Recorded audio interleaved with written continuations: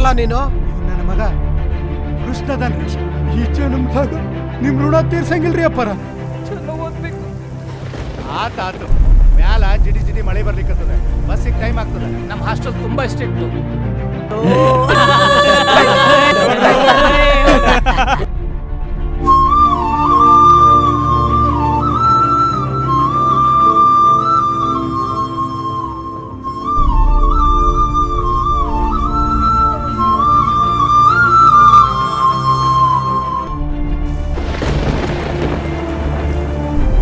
ನಿನ್ ಮಗ